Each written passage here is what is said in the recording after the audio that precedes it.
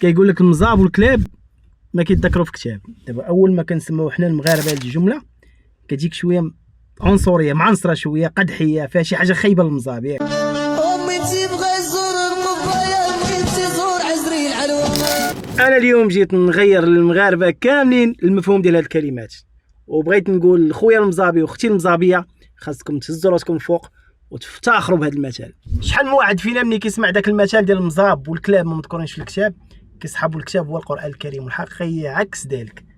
ان في عهد الاستعمار الفرنسي كانوا مديرين واحد الكتاب وكيقيدوا فيه القبائل العروبيات والدواوير اللي كيخلصوا الضرائب، اللي عندهم المواشي وعندهم الدواب اي حاجه كيخلصوا عليها الا الكلاب. علاش داك الكلاب ما مذكورينش هما في هذا السجل؟ الكلاب معتبرينهم من كلاب الحراسه. ودارت الايام ومشات الايام وقبيله مزاب تقهروا بالضرائب والجفاف تا هو زاد عليهم، فقرروا انهم يتمردوا وداروا واحد الثوره كبيره على المستعمر الفرنسي، وسماهم المستعمر الفرنسي في ذاك الوقت الاوغ لا لوا، خارجين على القانون. من ثم جات التسميه، بالمناسبه من ثم جات التسميه ديال العلوه اوغ لا لوا، ولاو بالدارجه كيقولوا لها العلوه.